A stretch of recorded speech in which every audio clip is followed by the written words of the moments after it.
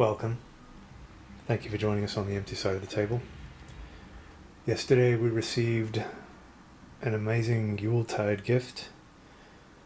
Our nephew, sister, and tenant decided to pool their resources and gifted us the entire first season set of Final Go, which comes with a lore and scenario book, all these expansions, figures, and a pair of playmats.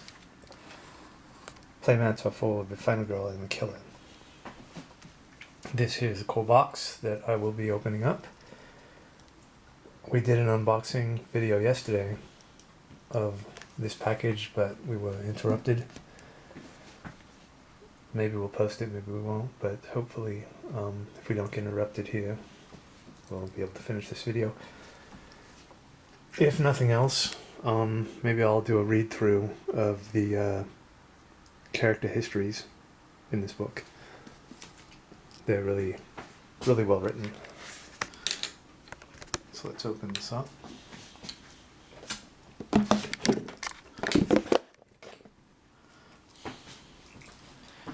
This is the core box for Final Go.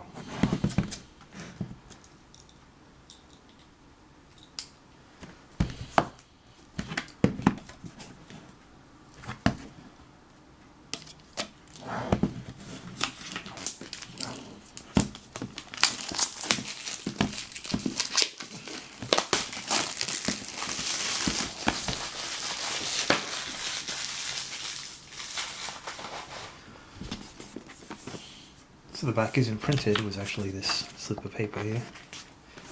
And it, I'm guessing it unfolds. It either slides out or unfolds. Let's see here. No. It's like this, yeah.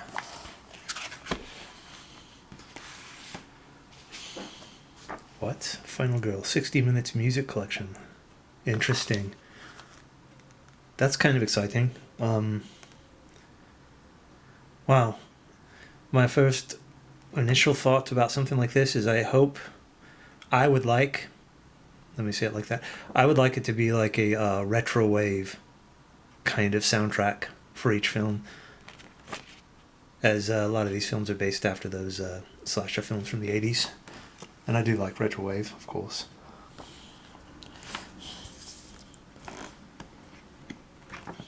Here's the rule book. Full color, nice and chunky. And with this we've got some chits. The horror board.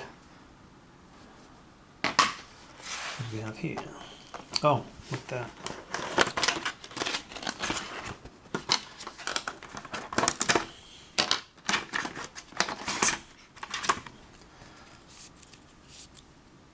So here are your action cards, I guess you'd call it.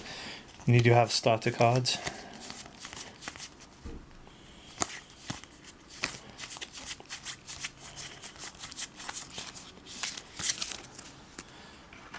And as you can see, there's nice little recesses in here for the life counters and meeples.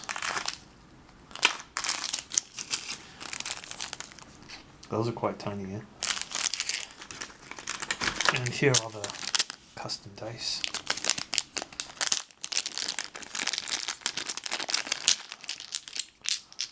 Also nice and chunky. Sorry about that, camera's a bit high. Let's look at that roll though, what do we got? Got 2 successes, 1 failure, and these you're able to trade in 2 cards in your hand towards a success, a single success. Normally though, you only get, I believe you start with 2 dice to roll. So let's try that. That's a failure, okay.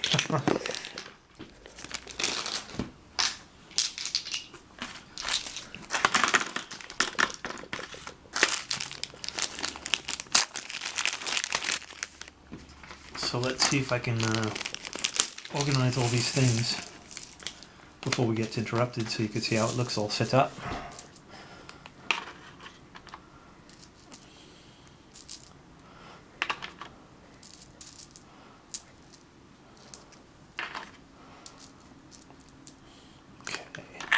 guessing you go in there. Yeah.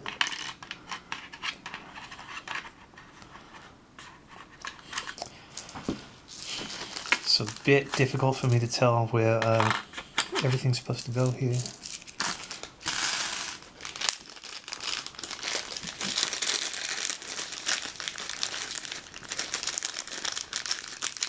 Alright. So let's try this then.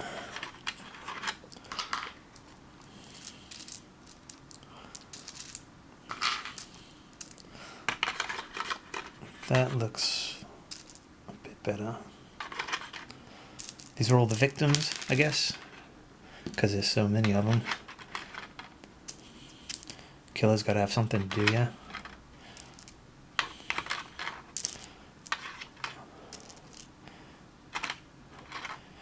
Now, of course, if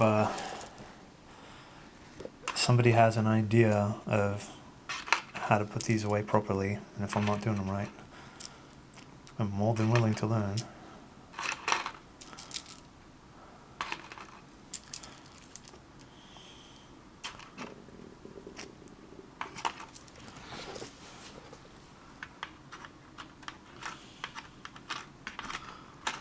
Interesting. Okay, so we've got some left over there. I'm wondering if maybe the hearts are supposed to go in there. Let's check it out.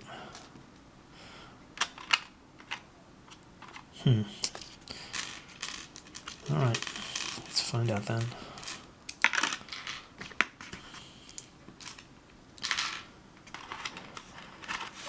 Obviously though, I should probably just wrap this up. So all I'm doing right now is organizing this game and not really talking about it. So from what I can tell though, now that I have the playmats, this board here is kind of extra, and what I'm hoping to use it for is, I mentioned in a previous video that I have not posted, that it might be interesting to do a kind of round robin where two people play the game at once. Different killers, of course, in scenarios, but just as a competition to see who can get through it first without dying.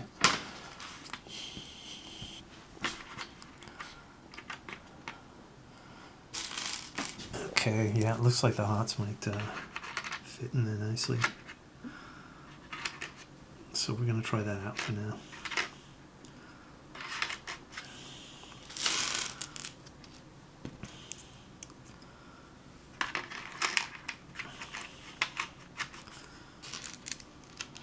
I'm not really, what's the word for it? Right now I'm not worried about the order in which they're laying, just as long as they fit in there. Normally I'm quite fastidious about such things. It ruins my sense of aesthetics, I suppose. Some people might call it OCD, but it's not quite that severe, obviously, otherwise I'd still be messing about with the order of things.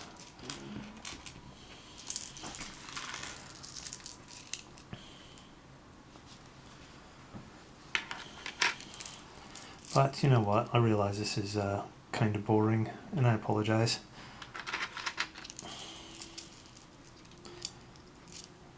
So I think I'm going to wrap this up then. Maybe do a brief, whoa, I'll hold on to you.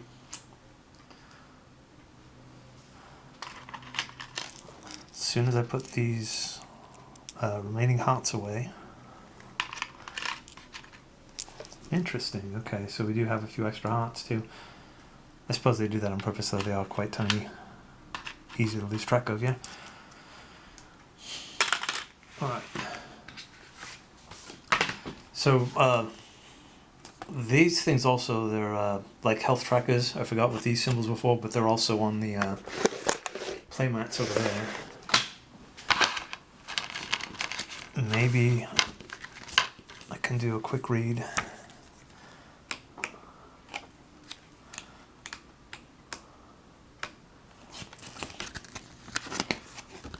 Trails, setup.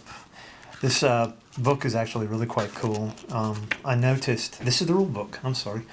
I noticed that, this is the book I'm looking for. So they set up scenarios. For instance, Hans is at Camp Happy Trails or whatever, and one of the scenarios is like a sequel, if you can think of it that way, where Hans is at Creech Manor, I believe. So it's like final girl escapes, tries to live a life or whatever. Her best friend convinces her to go to a haunted house for Halloween, for a party or something like that. And of course, they go there, and Hans is there waiting for her.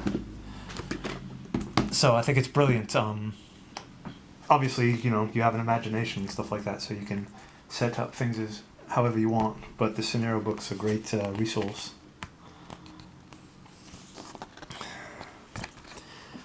Okay, let's see here. The campers sat around the fire pretending to listen to another one of Edwin's famous spooky stories.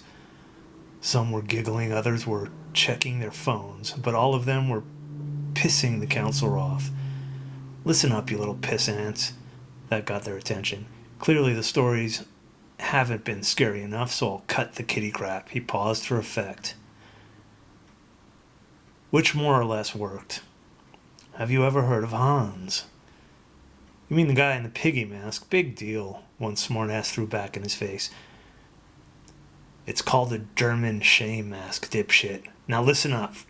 And for once, they did. Hans made everyone in the small town of Happy Trails uncomfortable. The boy never spoke, which was part of it. He would tag along with his parents and older siblings whenever they came to town to hawk their wares, standing in the back of the butcher stall looking down on everyone. That was also a source of unease, his freakish height. Although he was the youngest child in the Metzger clan, a family of butchers who had immigrated from Germany, he towered over all of them, even Helmut, the family's imposing patriarch. But his height and lack of speech weren't the real reasons why the town avoided him and children ran in fear. It was the wooden pig mask that he wore. "That's just my naughty little Liebchen, always too hungry for its own good," Ada, his mother, would say when asked about it. The townsfolk came to understand that Hans was being punished for his gluttony, forced to display his shame for all to see. His appetite must have been ravenous. He was never seen without the mask, although wet munching sounds could be heard from beneath it. All right. Pretty cool though, huh? Sets up the character quite nicely. So I've got a bit of work to do here. At some point I'll also do an unboxing of these. I could see the red light flashing, which means the battery's about to die. So I'll leave it at that. Thank you for letting me share this. I'm quite excited. And of course, stay healthy. Always be kind. Thank you.